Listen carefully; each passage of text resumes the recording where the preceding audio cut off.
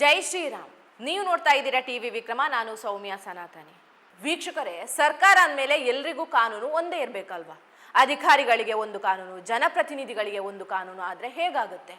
ಯಾವುದೇ ಸರ್ಕಾರಿ ಅಧಿಕಾರಿಗಳು ಯಾವುದೋ ಪ್ರಕರಣದಲ್ಲಿ ಜೈಲಿಗೆ ಹೋದರೆ 48 ಗಂಟೆಯಲ್ಲಿ ಜೈಲಿನಲ್ಲಿ ಇದ್ರೆ ಏನಾಗುತ್ತೆ?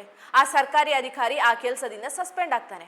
ಮುಂದೆ ಜಾಮೀನು ದೊರೆತು ಅಥವಾ ಪ್ರಕರಣ ರದ್ದೇ ಆಯಿತು ಅಂದ್ಕೊಳ್ಳಿ, ಮತ್ತೆ ಅದೇ ಕೆಲಸಕ್ಕೆ ನೇಮಕ ಮಾಡ್ಕೊಳ್ಳಿಕ್ಕೆ ಅವಕಾಶ ಇದೆ. ಆದರೆ ಯಾವುದೋ ಮಿನಿಸ್ಟರ್ ಆಗಲಿ, CM, ಪ್ರಧಾನಿ ಜೈಲಿಗೆ ಹೋದ್ರು ಅವರು ಜೈಲಿನಿಂದಲೇ ಅಧಿಕಾರ ನಡೆಸಬಹುದು.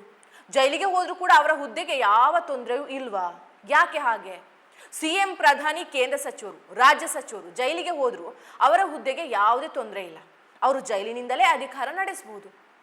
ಈಗಿನ ಕಾನೂನಿನಲ್ಲಿ ಜೈಲಿಗೆ ಹೋದ್ರು ಕೂಡ ರಾಜೀನಾಮೆ ಕೊಡಬೇಕು ಅಂತ ಇಲ್ಲ. ನಮ್ಮ ಅರವಿಂದ್ ಕೇಜ್ರಿವಾಲ್ ದೆಹಲಿ CM ಆಗಿದ್ರು, ಕ್ರಿಮಿನಲ್ ಪ್ರಕರಣದಲ್ಲಿ 6 ತಿಂಗಳು ಜೈಲಿನಲ್ಲಿದ್ರು. ಕೇಜ್ರಿವಾಲ್ CM ಆಗಿ ಅಲ್ಲಿಂದಲೇ ಅಧಿಕಾರ ನಡೆಸಿದ್ರು. ಹೀಗಾದ್ರೆ ಹೇಗಾಗುತ್ತೆ? ಜಾಮೀನು ಸಿಕ್ಕು ಜೈಲಿನಿಂದ ಹೊರಗೆ ಬಂದ ಬಳಿಕ ಕೇಜ್ರಿವಾಲ್ ರಾಜೀನಾಮೆ ಕೊಟ್ಟರು. ಇದು ತಪ್ಪಲ್ವಾ? CM, ಪ್ರಧಾನಿ, ಕೇಂದ್ರ ಸಚಿವರು ಜೈಲಿಗೆ ಹೋದ್ರು ಕೂಡ ರಾಜೀನಾಮೆ ಕೊಡಲ್ಲ ಅಂದ್ರೆ ಹೇಗೆ? ಅದು ಆ ಇಲಾಖೆ ಕೆಲಸದ ಮೇಲೆ ಪರಿಣಾಮ ಬೀರಲ್ವಾ? ಹೀಗಾಗಿ ಪ್ರಧಾನಿ ಮೋದಿ ಸರ್ಕಾರ ಒಂದು ಐತಿಹಾಸಿಕ ಹೆಜ್ಜೆ ಇಡ್ತಾ ಇದೆ. ಗಂಭೀರ ಕ್ರಿಮಿನಲ್ ಪ್ರಕರಣದಲ್ಲಿ ಅವರು ಪ್ರಧಾನಿ ಆಗಿರಲಿ, ಮುಖ್ಯಮಂತ್ರಿ ಆಗಿರಲಿ, ಕೇಂದ್ರ ಸಚಿವರೇ ಆಗಿರಲಿ ಅಥವಾ ರಾಜ್ಯದಲ್ಲಿ ಸಚಿವರೇ ಆಗಿರಲಿ, 30 ದಿನ ಜೈಲಿನಲ್ಲಿದ್ರೆ ಅವರು 31 ದಿನಕ್ಕೆ ತಮ್ಮ ಅಧಿಕಾರವನ್ನು ಕಳ್ಕೊಳ್ತಾರೆ. ಆ ಸ್ಥಾನದಿಂದ ಪದಚ್ಯುತಗೊಳ್ತಾರೆ. ಹೀಗಿದೆ ಕಾನೂನು. ನಮ್ಮ ದೇಶಕ್ಕೆ ಇಂತಹದ್ದೊಂದು ಕಾನೂನು ಬೇಕಿತ್ತಲ್ವಾ? ಈ ಮಸೂದೆಯನ್ನು ಕಳೆದ ವರ್ಷ ಕೇಂದ್ರ ಸಚಿವ ಅಮಿತ್ ಶಾ ಲೋಕಸಭೆಯಲ್ಲಿ ಮಂಡನೆ ಮಾಡಿದರು. ಅವತ್ತು ವಿಪಕ್ಷಗಳಿಂದ ಭಾರಿ ವಿರೋಧ ಆಯಿತು. ಹೀಗಾಗಿ ಇದನ್ನು ಜಂಟಿ ಸಂಸದೀಯ ಸಮಿತಿ ರಚನೆ ಮಾಡಿ ಅಧ್ಯಯನಕ್ಕಾಗಿ ಕಳಿಸಲಾಯಿತು. ಈಗ ಜಂಟಿ ಸದನ ಸಮಿತಿಯು ಮಸೂದೆ ಅಧ್ಯಯನ ಎಲ್ಲ ಮುಗಿಸಿ ಜುಲೈ 10ರೊಳಗೆ ಮಸೂದೆ ಕರಡು ಪ್ರತಿ ಹಂಚಿಕೆ ಮಾಡುತ್ತೆ. ಜುಲೈ 17ಕ್ಕೆ ಈ ಮಸೂದೆ JPC ಅಂಗೀಕಾರ ಮಾಡುತ್ತೆ. ಜುಲೈ 20ರಿಂದ ಆರಂಭವಾಗುವಂಥ ಮುಂಗಾರು ಅಧಿವೇಶನದಲ್ಲಿ ಮಸೂದೆ ಮಂಡನೆ ಆಗುತ್ತೆ. ಈ ಬಾರಿ ಸಂಸತ್ನಲ್ಲಿ ಭಾರಿ ಹಂಗಾಮ ನಡೆಯೋದು ಪಕ್ಕ. ಇದು ಸಂವಿಧಾನದ 130ನೇ ತಿದ್ದುಪಡಿ ಮಸೂದೆ. ಈ ಮಸೂದೆ ಪಾಸ್ ಮಾಡ್ಕೊಳ್ಳೋದು BJPಗೆ ಕಷ್ಟ ಅಂತೂ ಇದೆ. ಯಾಕೆ ಹೇಳಿ? ಲೋಕಸಭೆ, ರಾಜ್ಯಸಭೆಯಲ್ಲಿ NDA 3/2 ಬಲ ಇಲ್ಲ. ಆದರೆ ಹೇಗಾದ್ರೂ ಮಾಡಿ ಈ ಬಿಲ್ ಪಾಸ್ ಮಾಡ್ಕೊಳ್ಳೇಬೇಕು ಅನ್ನೋದು BJPಯ ಲೆಕ್ಕಾಚಾರ. ಹಾಗಿದೆ, ಈ ಮಸೂದೆ ತಿದ್ದುಪಡಿಯಲ್ಲಿ ಯಾವ್ಯಾವ ಅನುಚ್ಛೇದಗಳು ಬದಲಾಗುತ್ತೆ?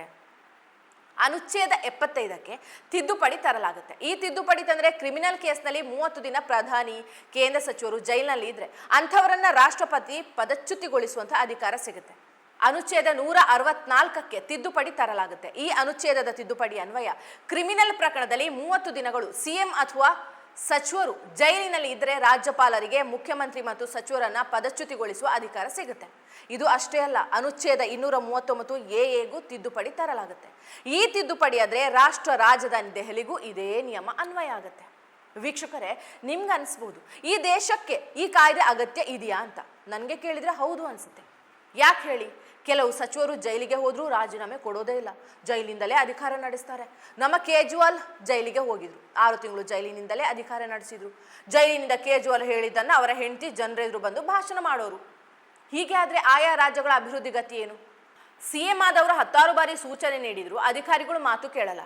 ಇನ್ನು ಮುಖ್ಯಮಂತ್ರಿ ಜೈಲಿಗೆ ಹೋದ್ರೆ ಅಧಿಕಾರಿಗಳು ಮಾತು ಕೇಳ್ತಾರ ಹೇಳಿ? ಅಭಿವೃದ್ಧಿ ಹಾಗೂ ಜನಪರ ಸೇವೆ ದೃಷ್ಟಿಯಿಂದ ಇದು ಒಳ್ಳೆಯ ಕಾನೂನು. ಕ್ರಿಮಿನಲ್ ಪ್ರಕರಣದಲ್ಲಿ ಜೈಲಿಗೆ ಹೋಗ್ತಾನೆ ಅಂದ್ರೆ ಆತ ನಮ್ಮ ಪ್ರಧಾನಿ, ಮುಖ್ಯಮಂತ್ರಿ, ಸಚಿವ ಯಾಕೆ ಆಗ್ಬೇಕು ಹೇಳಿ?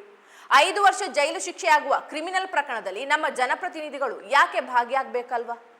ನನ್ಗನ್ಸುತ್ತೆ ಈ ಕಾನೂನು ನಮ್ಮ ದೇಶಕ್ಕೆ ತುರ್ತು ಅಗತ್ಯ ಇತ್ತು. ಯಾಕಂದ್ರೆ ಸ್ವಲ್ಪ ಮಟ್ಟಿಗೆ ಭ್ರಷ್ಟಾಚಾರವಾದ್ರೂ ಕಡಿಮೆ ಆಗುತ್ತೆ. ನಮ್ಮ ದೇಶದಲ್ಲಿ ಭ್ರಷ್ಟಾಚಾರಕ್ಕೆ ಕಡಿವಾಣ ಇಲ್ಲದಂತಾಗಿದೆ. ಹೀಗಾಗಿ 30 ದಿನ ಜೈಲಿಗೆ ಹೋದ್ರೂ ಅಧಿಕಾರ ಕಳ್ಕೋತೀವಿ ಅನ್ನೋ ಭಯಕ್ಕಾದ್ರೂ ಒಳ್ಳೆ ಕೆಲಸ ಮಾಡಬಹುದು, ಭ್ರಷ್ಟಾಚಾರಕ್ಕೆ ಬ್ರೇಕ್ ಬೀಳಬಹುದು ಅನ್ಸುತ್ತೆ. ವೀಕ್ಷಕರೇ, ಕಾಂಗ್ರೆಸ್ ಸೇರಿದಂತೆ ಎಲ್ಲಾ ವಿಪಕ್ಷಗಳು ಈ ಕಾಯ್ದೆಗೆ ವಿರೋಧ ಮಾಡ್ತಾ ಇವೆ. ಇವರ ವಿರೋಧ ಯಾಕೆ ಗೊತ್ತಾ? ಈ ಕಾಯ್ದೆ ಬಂದ್ರೆ ರಾಜಕೀಯ ದ್ವೇಷಕ್ಕೆ ಬಳಕೆ ಆಗಬಹುದು ಅನ್ನೋ ಅನುಮಾನವಂತೆ. CM ಆಗಲಿ, ಪ್ರಧಾನಿ ಆಗಲಿ, ಸಚಿವರೇ ಆಗಲಿ ಕ್ರಿಮಿನಲ್ ಕೇಸ್ ದಾಖಲಾಗುವಂತಹ ಘನಕಾರ್ಯ ಯಾಕೆ ಮಾಡ್ಬೇಕು ಹೇಳಿ?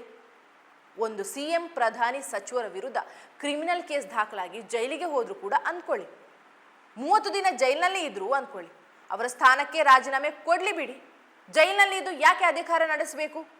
ವೀಕ್ಷಕರೇ, ಒಂದಂತೂ ಕ್ಲಿಯರ್, ಈ ಕಾನೂನಿನ ಅನ್ವಯ CM, ಪ್ರಧಾನಿ, ಸಚಿವರು ಜೈಲಿಗೆ ಹೋದ್ರೆ 30 ದಿನ ಜೈಲಿನಲ್ಲಿ ಇದ್ರೆ ಅವರ CM, ಪ್ರಧಾನಿ, ಸಚಿವ ಸ್ಥಾನ ಮಾತ್ರ ಹೋಗುತ್ತೆ.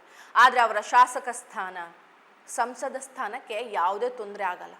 ಅವರು ಶಾಸಕರಾಗಿ, ಸಂಸದರಾಗಿ ಮುಂದುವರಿಬಹುದು. ಇಷ್ಟಿದ್ರೂ ಯಾಕೆ ವಿಪಕ್ಷಗಳು ಈ ಕಾಯ್ದೆಗೆ ವಿರೋಧ ಮಾಡ್ತೀವಿ ಅರ್ಥ ಆಗ್ತಾ ಇಲ್ಲ. ಒಂದು ವೇಳೆ ಜೈಲಿನಿಂದ ಹೊರಬಂದ ಮೇಲೆ ಮತ್ತೆ ಸಿಎಂ ಪ್ರಧಾನಿ ಸಚಿವರಾಗಬಹುದಾ? ಈ ಕಾನೂನಿನಲ್ಲಿ ಇದಕ್ಕೂ ಅವಕಾಶ ಇದೆ. ಜೈಲಿಗೆ ಹೋದ ನಾಯಕರು ಜೈಲಿನಿಂದ ಹೊರಬಂದ್ರೆ ಮತ್ತೆ ಸಿಎಂ ಪ್ರಧಾನಿ ಸಚಿವ ಆಗಬಹುದು. ಆದರೆ ನಮ್ಮ ದೇಶದಲ್ಲಿ ಜೈಲಿಂದ ಬಂದ ತಕ್ಷಣ ಯಾರನ್ನ ಸಿಎಂ PM ಮಾಡ್ತಾರೆ? ಸ್ವಾತಂತ್ರ್ಯ ಹೋರಾಟಕ್ಕೆ ಜೈಲಿಗೆ ಹೋಗಿರ್ತಾರೆ ಇವರು, ಕ್ರಿಮಿನಲ್ ಪ್ರಕರಣದಲ್ಲಿ ಜೈಲಿಗೆ ಹೋಗಿರೋದು. ವೀಕ್ಷಕರೇ, ನಮ್ಮಲ್ಲಿ ಜನಪ್ರತಿನಿಧಿಗಳ ಕಾಯ್ದೆ 1951 ಇದೆ. ಈ ಕಾಯ್ದೆಯಲ್ಲಿ ಶಾಸಕ ಸಂಸದರು ಗಂಭೀರ ಅಪರಾಧಗಳಲ್ಲಿ ದೋಷಿ ಅಂತ ಸಾಬೀತಾದ್ರೆ 2 ವರ್ಷ ಅಥವಾ ಅದಕ್ಕಿಂತ ಹೆಚ್ಚು ಅವಧಿಗೆ ಜೈಲು ಶಿಕ್ಷೆ ಆದ್ರೆ ಆ ಶಾಸಕ ಸಂಸದ ಅನರ್ಹನಾಗ್ತಾನೆ. ಒಂದು ವೇಳೆ ಆ ಶಿಕ್ಷೆ ಆದೇಶಕ್ಕೆ 1 ತಿಂಗಳೊಳಗೆ ತಡೆ ಸಿಕ್ಕರೆ ಆ ಸ್ಥಾನ ಉಳಿಯುತ್ತೆ. ಇಲ್ದಿದ್ರೆ ಆ ಶಾಸಕರು ಸಂಸದರು ಅನರ್ಹರಾಗ್ತಾರೆ. ಜೊತೆಗೆ ಶಿಕ್ಷೆಯ ಅವಧಿ ಮುಗಿದ ನಂತರವೂ ಮುಂದಿನ 6 ವರ್ಷ ಚುನಾವಣೆಗೆ ಸ್ಪರ್ಧೆ ಮಾಡಲಿಕ್ಕೆ ಅವಕಾಶ ಸಿಗಲ್ಲ. ಈಗ ನೋಡಿ, ಧಾರವಾಡ ಗ್ರಾಮೀಣ ಶಾಸಕ ವಿನಯ್ ಕುಲಕರ್ಣಿ ಯೋಗೇಶ್ ಗೌಡ ಕೊಲೆ ಪ್ರಕರಣದಲ್ಲಿ ಜೀವಾವಧಿ ಶಿಕ್ಷೆ ಆಯಿತು. ಈ ಜೀವಾವಧಿ ಶಿಕ್ಷೆಗೆ ಆದೇಶಕ್ಕೆ ಹೈಕೋರ್ಟ್ ಕೂಡ ತಡೆ ನೀಡಲಿಲ್ಲ. ಹೀಗಾಗಿ ಅವರು ತಮ್ಮ ಶಾಸಕ ಸ್ಥಾನವನ್ನ ಕಳ್ಕೊಂಡ್ರು. ವಿನಯ್ ಕುಲಕರ್ಣಿ ರಾಜೀನಾಮೆ ನೀಡಬೇಕಾಗಿಲ್ಲ, ಸ್ವಯಂ ಆಗಿ ಅನರ್ಹರಾಗ್ತಾರೆ. ಈಗ ಮೋದಿ ಸರ್ಕಾರ ತರ್ತಾ ಇರುವಂತಹ ಕಾನೂನು ಇದು ಸರಿಯಾಗಿದೆ. ಪ್ರಧಾನಿ, CM, ಸಚಿವರನ್ನ ಜನಸೇವೆ ಮಾಡಲಿಕ್ಕೆ ಆಯ್ಕೆ ಮಾಡಿರ್ತಾರೆ, ಕ್ರಿಮಿನಲ್ ಪ್ರಕರಣ ಮಾಡಿ ಜೈಲಿಗೆ ಹೋಗ್ಲಿಕ್ಕೆ ಅಲ್ಲ. ಕ್ರಿಮಿನಲ್ ಪ್ರಕರಣ ದಾಖಲಾಗಿ 30 ದಿನ ಜೈಲಿನಲ್ಲಿದ್ರೆ ಅಧಿಕಾರ ಹೋಗುತ್ತೆ ಅಂದ್ರೆ ನಮ್ಮ ನಾಯಕರು ಎಚ್ಚರಿಕೆಯಿಂದ ಇರ್ತಾರೆ, ಕೆಲವು ಉತ್ತಮ ಕೆಲಸ ಕೂಡ ಮಾಡ್ತಾರೆ. ಜನರು ಅವರ ತೆರಿಗೆ ಹಣದಲ್ಲಿ ಜನಪ್ರತಿನಿಧಿಗಳಿಗೆ ಸಂಬಳ ಕೊಟ್ಟು ನೇಮಕ ಮಾಡೋದು ಯಾಕೆ ಹೇಳಿ? ಜನಸೇವೆ ಮಾಡಲಿ ಅಂತ, ಲೂಟಿ ಮಾಡಲಿ ಅಂತಲ್ಲ. 30 ದಿನ ಜೈಲಿಗೆ ಹೋದ್ರೆ CM, PM ಸಚಿವರ ಸ್ಥಾನ ಅನರ್ಹ ಕಾನೂನು ಸರಿಯಾಗೇ ಇದೆ. ನಾನೇ ಅಷ್ಟೇ ಅಲ್ಲ, ಈ ದೇಶದ ಪ್ರತಿಯೊಬ್ಬರು ಬೆಂಬಲಿಸ್ತಾರೆ. ಈ ಕಾನೂನಿನ ಬಗ್ಗೆ ಯಾರಿಗೆ ಭಯ? ಯಾರು ಭ್ರಷ್ಟಾಚಾರ ಮಾಡ್ತಾರಲ್ವಾ ಅವರಿಗೆ ಮಾತ್ರ ಭಯ. ಜೈ ಶ್ರೀರಾಮ್. ಟಿವಿ ವಿಕ್ರಮ, ದೇಶ ನಿಮ್ಮ ಕೈಯಲ್ಲಿ. ಈ ಕಾರ್ಯಕ್ರಮ ನಿಮಗೆ ಇಷ್ಟ ಆಗಿದ್ದಲ್ಲಿ ಲೈಕ್, ಶೇರ್ ಹಾಗೂ ಕಮೆಂಟ್ ಮಾಡಿ. ಟಿವಿ ವಿಕ್ರಮದ ಕಾರ್ಯಕ್ರಮಗಳನ್ನು ನಿರಂತರವಾಗಿ ವೀಕ್ಷಿಸಲು ಸಬ್ಸ್ಕ್ರೈಬ್ ಮಾಡಿ, ಬೆಲ್ ಐಕನ್ ಒತ್ತಿ.